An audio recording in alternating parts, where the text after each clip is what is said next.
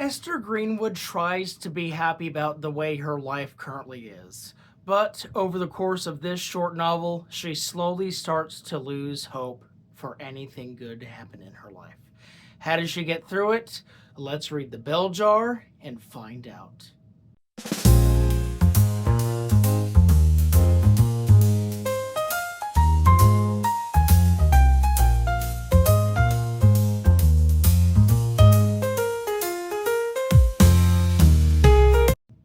Welcome back to BG's Books. I'm Mr. BG, and today I will be reviewing The Bell Jar by Sylvia Plath. So, The Bell Jar is known for being I guess you could say, a very depressing book. It's very synonymous with a lot of mental health issues and other things, which we will get into in due time. But yeah, The Bell Jar is actually a very interesting look at mental health decline and I guess about women's mental health decline in the 50s and 60s when this is set and released and everything. But yeah, so I'm just going to say it here. I'm just going to give you all a trigger warning right now. This book features themes of anxiety, depression, and suicide, including self-harm. So if you guys are not comfortable with that, which I wouldn't blame you for, but so if you don't really want to hear about that, then feel free to skip this video, go watch one of my other videos, or just go watch something else entirely.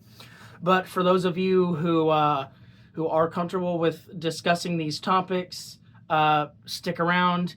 And yeah, so now we begin discussing what The Bell Jar is actually about.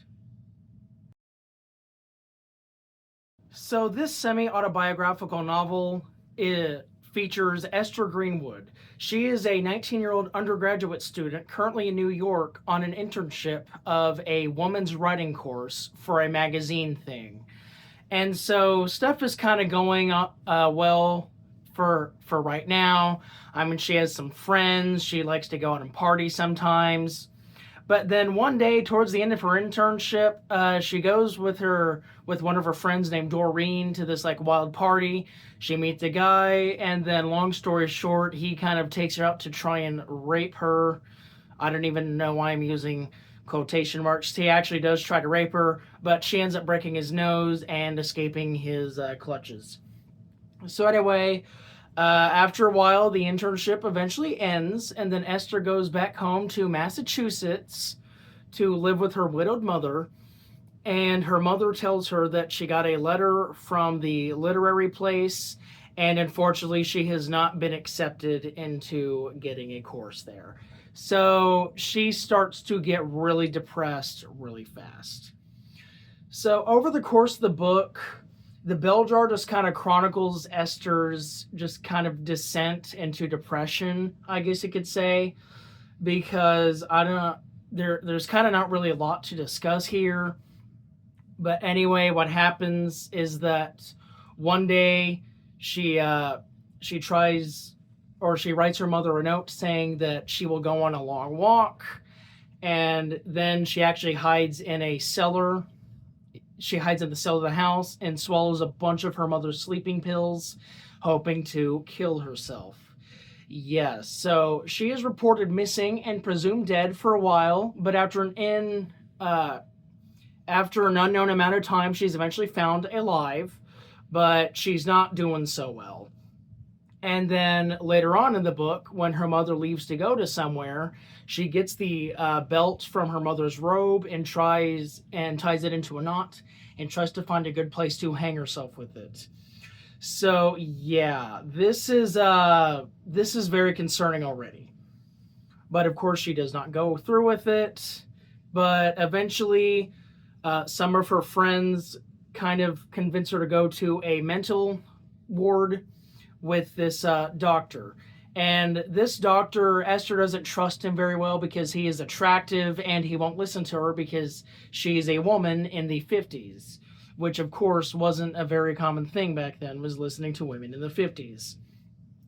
So anyway, he prescribes to Esther to do electrotherapy, which is basically like shock therapy, I guess you could say.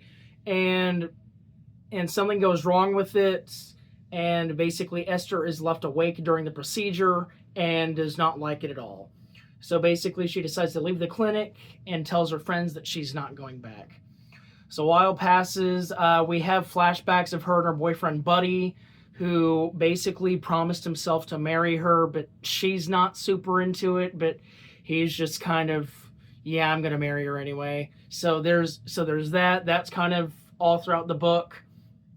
But then eventually, Esther is convinced by another friend to go to this other psych ward under the leadership of Dr. Nolan, who is a woman doctor. So there you go. And then, so of course, Esther being a woman and Dr. Nolan being a woman, they kind of have a bond, like they can trust each other, they can tell each other things. And Esther admits to Dr. Nolan that she's not a fan of the shock therapy thing that the other doctor gave her. And then Dr. Nolan is like, okay, well, if we do have to give those to you, we will let you know ahead of time and we will make sure it actually goes properly this time. So Esther feels a lot better about this. And then meanwhile, in her psych ward, she starts feeling this bell jar, also known as the titular bell jar, kind of enclosed around her. And this is supposed to represent like her loneliness and isolation and everything, how she kind of feels isolated from everyone else. And this was at the first psych ward. But long story short, the shock therapy in the second psych ward goes well, and Esther starts to feel a little better about herself. Like she's not so depressed anymore. She's not very suicidal anymore. And on top of that, she feels the bell jar start to rise and lift from her conscience. So she doesn't feel so alone anymore, I guess you could say. And then anyway, so now that she's in a... So she's about to leave the psych ward, right? So then she learns that she can go live with her friend Joan, who owns this house. But Joan, I guess, got depressed for something and hanged herself. So, that is not very good at all. So Esther starts to kind of come back to life. It's like Joan's unfortunate suicide kind of makes her think that life maybe isn't so bad. And then, of course, the electrotherapy is also helping and stuff. And also Buddy is like, well, dang it, who's going to marry her now? Because now their engagement is off because she's in a psych ward. So everything's kind of going well for Esther, as weird as that sounds. And in the final pages of the book, she decides to go into a room to a meeting with her doctors where they will decide if she is able to go back to school or not. But that is how the bell jar ends. So after that weird summary I just gave you all, I would not be surprised if you all were a little confused by what I just said, because I'm going to be honest, I wasn't really paying attention to the story of the bell jar. I was paying attention to more of like the messaging and themes and everything like that, like the mental health part of that, because mental health is very important to me. Anyway, so yeah, obviously The Bell Jar is a very depressing book, as you just heard. It has a bunch of mental health stuff, depression, anxiety, suicide, self-harm, stuff like that. So obviously this is a very hard book to read if you're someone who struggles with mental health. And it's just a hard book to read in general because, of the very sore subject matter. The book itself is actually very well written. It is very well written, but the subject matter is just very dark, especially for something released in the 60s and written by a woman, because stuff like this was just not very common back then.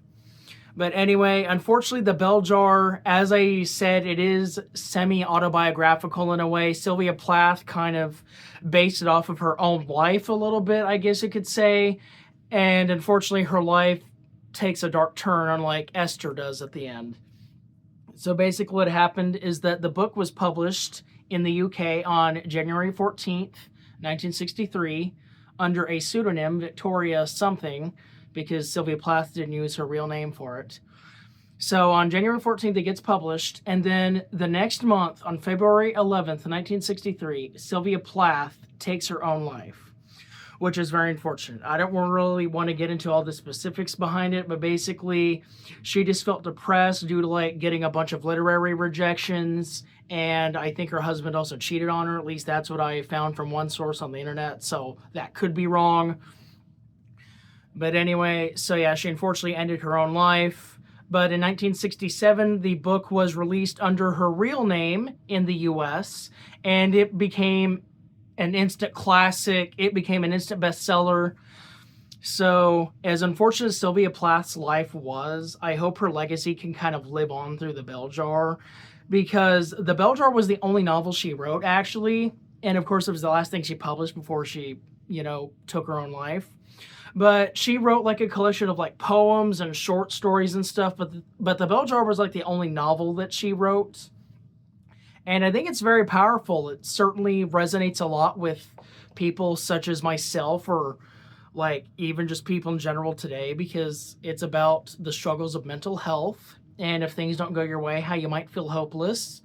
But there's always help, and you can always have hope at the end, because no matter how depressed you are, there are always people who are willing to help, who want to help you, and you can always get the help that you need if you decide that you should get the help. So really, the moral of the story here is think better about yourself. Don't be so down on yourself. Listen to other people wanting to help you. Don't think that the world is just a sad, dreary place, and definitely decide to get help, because if you decide to get help, that's the first step to recovery. So yeah, go read The Bell Jar, please. It is a very interesting look into the psychological breakdown of someone who slowly has to build themselves back up after going so far down. But yeah, so The Bell Jar is so good, and please read The Bell Jar, because Sylvia Plath, this is what she would have wanted for The Bell Jar to be remembered, and she wanted herself to be remembered as well. So honor Sylvia Plath, and just read The Bell Jar. It is a very good book. But that is the end of the video, guys. I hope you guys enjoyed. So yeah, sorry for the downer episode this time. I usually try to read books that may have a little darkness to them, but have some glimmer of light. And The Bell Jar has that at the very end, but really at the very end. So this is certainly one of the more serious books I've discussed on my channel. It's like Rage. That was one. Catching the Rye, seeing as all the violence that occurred from that, I guess that's kind of one as well. And The Exorcist, I don't know, that's also pretty dark with like the demons and stuff. But anyway, The Bell Jar is certainly one of the darkest books I've ever reviewed for this channel. But yeah, so either way, aside from the kind of darkness book, I hope you guys enjoyed this video. Please make sure to like and subscribe if you have not already. I am still on the train to 300 subscribers, so please help me reach that goal. But anyway, yeah, I hope you all have a good day. Take care of yourselves. Please get help if you need them. And then do something fun if you also need to do that. But anyway, yeah, that is it from me. I've been Mr. BG, and this has been BG's Books, and I will see you guys in the next video.